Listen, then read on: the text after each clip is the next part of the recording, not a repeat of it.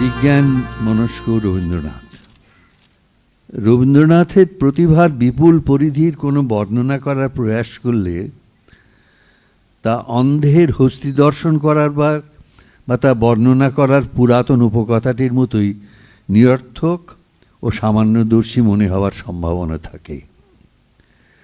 বস্তুত মানব সভ্যতার ইতিহাসে লিওনার্দো দা ভিঞ্চি অথবা ইয়োহান হোলফগ্যাং গোয়েটের মতো বিচিত্র পথগামী মহাপ্রতিভাশালী দু একটি মানুষ ছাড়া কাউকেই রবীন্দ্রনাথের সঙ্গে তুলনীয় বলে মনে হয় না।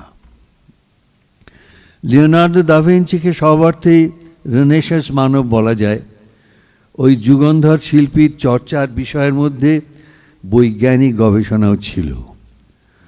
15-16 শতকের মানুষ লিওনার্দোকে প্রকৃতিবিজ্ঞান শিক্ষার জন্যে বহু পরিশ্রম ও অনুসন্ধান করতে হয়েছিল। গ্যালিলিও নিউটনের বহু আগে বিজ্ঞান চর্চার পথ কতখানি সুদুর্গম ছিল সে কথা ভাবলে লিওনার্দোর প্রয়াসকে সুমহান বলেই মনে হয়। তার তৈরি করা বৈজ্ঞানিক সূত্র ও সংজ্ঞাগুলির বেশ কিছুই পরবর্তীকালে বৈজ্ঞানিক মাপকাঠিতে অপ্রমাণিত হয়েছে, কিন্তু বিমূর্ত বৈজ্ঞানিক ধারণাসমূহের নির্মাণ প্রচেষ্টা আজও বিজ্ঞানের ইতিহাসে অতি মূল্যবান পদক্ষেপ বলেই পরিগণিত হয়। মূলত সাহিত্য স্রষ্টা হলেও ইয়োহান হোলফগ্যাং গোয়েটে বিজ্ঞানে আগ্রহী ছিলেন এবং শুধুমাত্র বিজ্ঞান বিষয়ে জ্ঞান লাভে উৎসাহী ছিলেন না, স্বয়ং বিজ্ঞান বিষয়ে নবপথ আবিষ্কারের লক্ষ্যে গবেষণা করেছিলেন। বিশেষ করে অস্থিবিদ্যা ও উদ্ভিদবিদ্যার ক্ষেত্রে তার উল্লেখযোগ্য গবেষণা ও গবেষণালব্ধ ফলে আবিষ্কারীও ছিল। রবীন্দ্রনাথ ঠাকুর নিজে কখনো বিজ্ঞান বিষয়ক গবেষণায় প্রবৃত্ত হননি, কিন্তু শৈশব থেকেই পরিবেশ ও পারিবারিক সংগঠনের জন্যে এবং ঐতিহাসিক অবস্থানের কারণে বিজ্ঞান বিষয়ে শৈশবকাল থেকেই রবীন্দ্রনাথের কৌতূহল জাগ্রত হয়েছিল। পিতা দেবেন্দ্রনাথের সঙ্গে শৈশবে রবীন্দ্রনাথের হিমালয় ভ্রমণের বৃত্তান্ত সকলেরই বিদিত আছে। সেই ভ্রমণে গভীর প্রকৃতি প্রেমের মধ্যে দিয়ে তার কল্পনা শক্তির বিকাশ হয়েছিল। সেখানে সন্ধ্যা সমাগমে পিতা দেবেন্দ্রনাথ বালক রবীন্দ্রনাথকে শিক্ষার অংশ হিসেবেই আকাশের গ্রহ নক্ষত্র চিনিয়ে দিতেন, গ্রহদের কক্ষপথের দূরত্বমাত্রা, সূর্য প্রদক্ষিণের সময় ইত্যাদি জ্যোতিষ্ক লোকের খবর শিশু রবিকে শোনাতেন। শৈশবের এই প্রাথমিক শিক্ষার প্রভাবেই রবীন্দ্রনাথ একটু বড় হয়ে জীবনের প্রথম যে গদ্য রচনা করেন তা হল গ্রহগণ জীবের আবাসভূমি। গ্রহগণ জীবের আবাসভূমি তত্ত্ববোধিনী পত্রিকায় 1874 সালে ছাপা হয়। কিশোর রবির এই বিজ্ঞান ভিত্তিক রচনা সৌরজগতে অন্য কোথাও মানুষের মতো বুদ্ধিমান প্রাণীর অস্তিত্ব থাকার সম্ভাবনা বিচার করতে উদ্যত ছিলেন লেখক। সেই প্রবন্ধে প্রাণের বিবর্তন সম্বন্ধে ডারউইনের অভিব্যক্তিবাদের কোনো ছায়া না থাকলেও বিজ্ঞান মনস্ক কবি জীবনের সেই প্রত্যুষকালেই বিজ্ঞান চর্চার একটি অত্যাবশ্যক কর্তব্য সম্পাদন করতে শুরু করেছিলেন। তা হল বাংলায় বৈজ্ঞানিক পরিভাষা সৃষ্টির কাজ। শৈশব থেকেই শিক্ষা ইচ্ছুক মন ও কল্পনার ব্যাপকতা ছিল বালক রবির। বিজ্ঞানের দুটি শাখার দিকে তার আকর্ষণ গড়ে উঠেছিল সেই অল্প বয়স থেকেই, প্রাণবিজ্ঞান ও জ্যোতির্বিজ্ঞান। প্রাতিষ্ঠানিক বিদ্যায়তনের শিক্ষা তাঁকে পীড়িত করার ফলে তিনি তার প্রতি বিমুখ হয়েছিলেন বটে, কিন্তু তার পরিবারটি ছিল সাধারণ পরিবারের থেকে স্বতন্ত্র। এই পরিবার তাঁর ও তাঁর বয়সী আরও দু একজনের শিক্ষার জন্যে নানা বিদ্যার আয়োজন রবীন্দ্রনাথ এই কথাটা ব্যবহার করেছেন, নানা বিদ্যার আয়োজন করেছিল। সেখানে বিজ্ঞানের দিকেও এই বালকগুলির শিক্ষার অভিমুখ ছিল। সেখানে পদার্থবিদ্যা, জ্যামিতি, গণিত নিয়মিত শিক্ষণীয় বিষয় ছিল। অক্ষয় কুমার দত্তের বাহ্য বস্তুর সহিত মানব প্রকৃতির সম্বন্ধ বিচার পাঠ্যপুস্তক হিসেবে শিক্ষানবিশ বালকদের পড়তে হতো।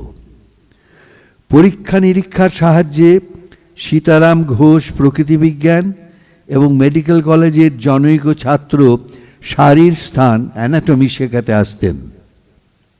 আমাদের ধারণা এই সমস্তই তরুণ রবীন্দ্রনাথকে বিজ্ঞান মনস্কতায় সমৃদ্ধ করেছিল। যার দায়িত্বে বালক রবীন্দ্রের শিক্ষার জন্য নানা বিদ্যার আয়োজন করা হয়েছিল, তিনি ছিলেন রবীন্দ্রনাথের সেজ দাদা হেমেন্দ্রনাথ ঠাকুর।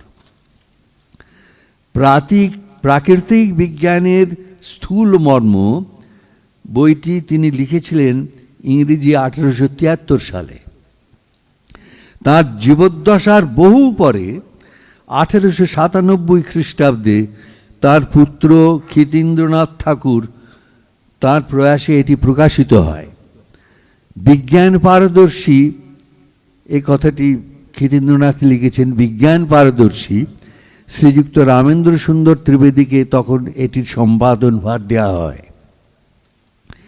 এই গ্রন্থটিকে অসামান্য যত্নে রামেন্দ্র সুন্দর সময়োপযোগী টিকা ইত্যাদিতে ভূষিত তো করেনি, উপরন্তু এর জন্য একটি অসাধারণ ভূমিকাও তিনি লিখেছিলেন।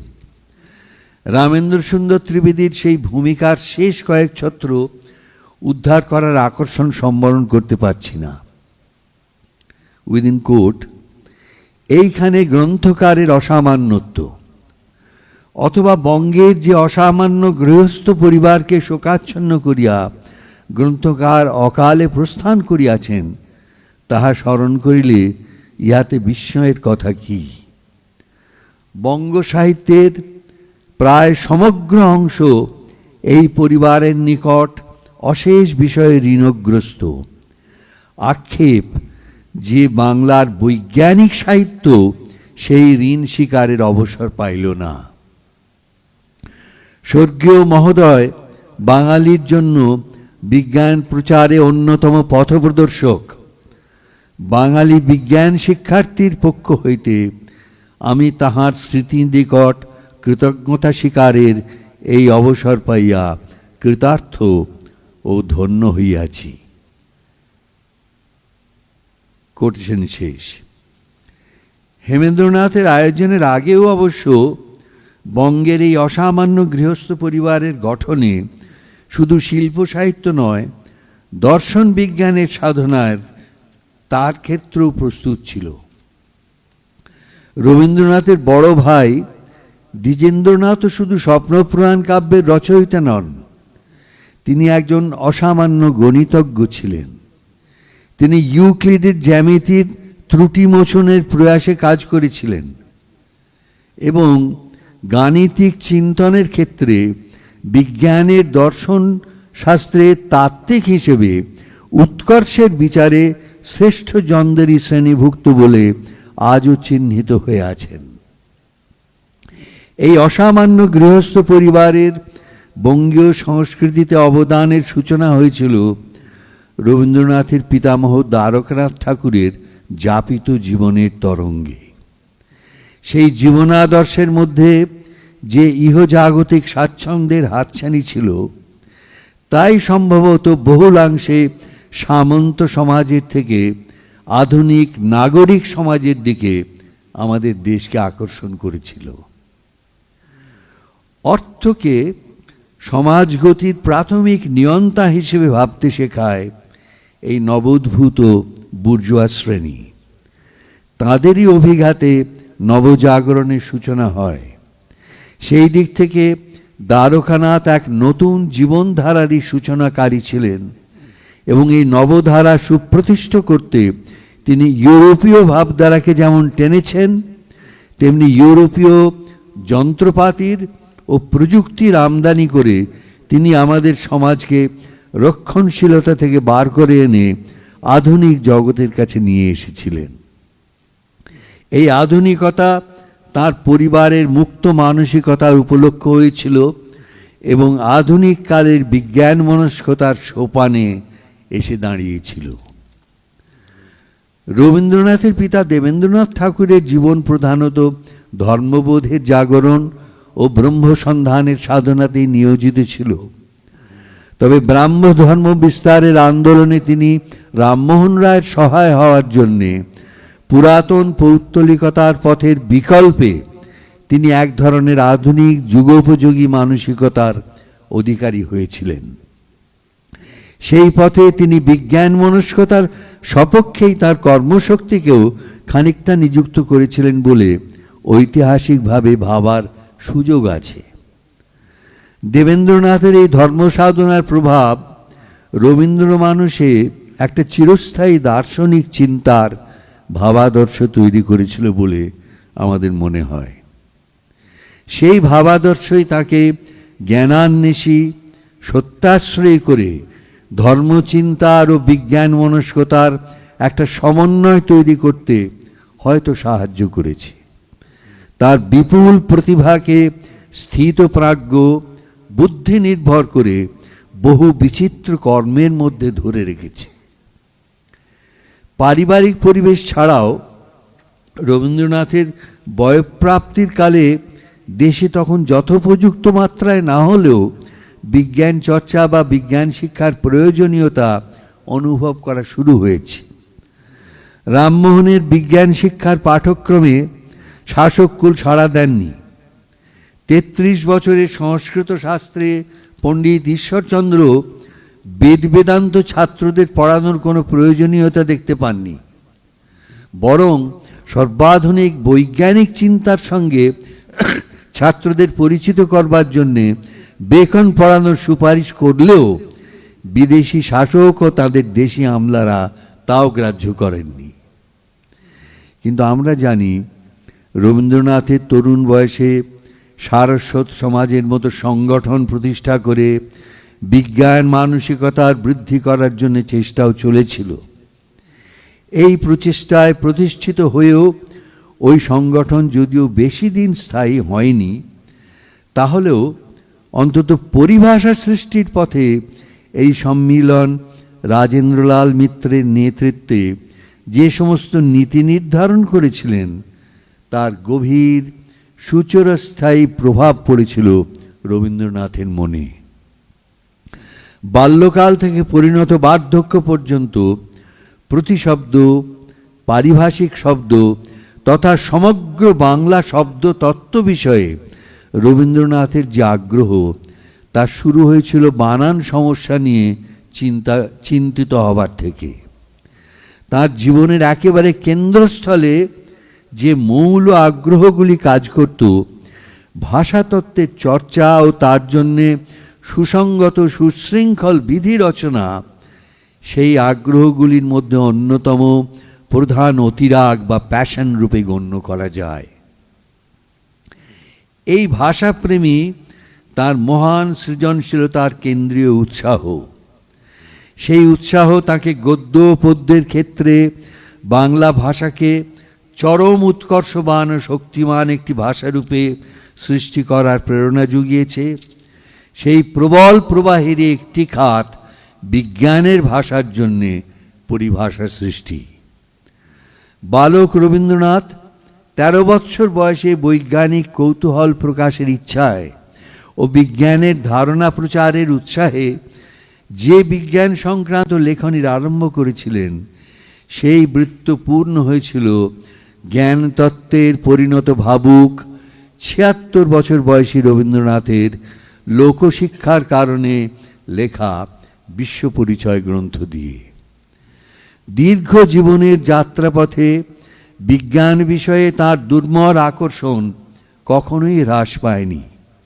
একদিকে যেমন বিজ্ঞানের পরিচয় বহনকারী অসংখ্য বই আজীবন পড়ে গেছেন, তার তালিকা আমাদের বিস্মিত করে, তেমনি আবার পৃথিবী বিখ্যাত বিজ্ঞানী জগদীশচন্দ্রের সঙ্গে ঘনিষ্ঠ সখ্যতা ও সংস্রব অবশ্যই তাকে বিজ্ঞানের সম্বন্ধে, বিশেষত প্রাণবিজ্ঞান ও পদার্থবিজ্ঞান সম্পর্কে সজীবন কৌতূহলে উদ্দীপিত করেছে, এ কথাও মনে হয়। 1901 সালে রবীন্দ্রনাথ যখন বোলপুরের বিদ্যালয় স্থাপন করে শিক্ষা বিস্তারের কাজ শুরু করেন, তখন তার বয়স 40। তারপর থেকে বাকি জীবনের প্রায় সমস্তটাই, অর্থাৎ অর্ধেক জীবন, শান্তিনিকেতনে বিশ্বভারতী ও শিক্ষা প্রসারের কাজে তিনি ব্যয় করেছেন।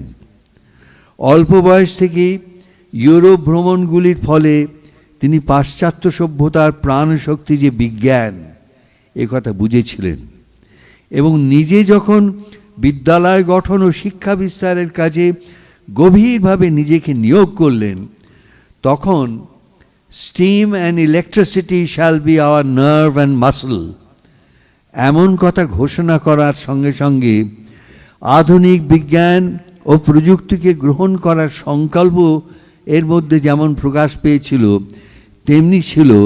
তেমনি তারই সঙ্গে তার নিজস্ব একটি সুনির্দিষ্ট ভাবনারও উপস্থিতি। শান্তিনিকেতনের বিদ্যায়তনে তিনি আধুনিক বিদ্যার সঙ্গে প্রাচীনকালের মনুষ্যত্ব ও প্রকৃতির সঙ্গে আনন্দিত সহ অবস্থানের একটা যোগ সাধন করতে চেয়েছিলেন। প্রকৃতির সঙ্গে এই সহ অবস্থানের আকাঙ্ক্ষাই তার পরিবেশ চিন্তার মূলে স্থিত ছিল। এই আকাঙ্ক্ষার মধ্যেও তো আমরা অধুনা সময়ের পরিবেশ রক্ষার বৈজ্ঞানিক আন্দোলনেরই পূর্বাভাস দেখতে পাই। এমনকি তার স্থাপত্য চিন্তাতেও দরিদ্র ভারতবাসীর উপযুক্ত বাসস্থান নির্মাণের সঙ্গে সঙ্গে প্রকৃতির সংস্রবের শুশ্রূষাটুকু রক্ষা করার চিন্তায় বহুবার প্রকাশ পেয়েছে। তার প্রিয় শ্যামলী বাড়িটির নির্মাণ কাজে বহু সমস্যা লুকিয়ে থেকেছে আমরা জানি।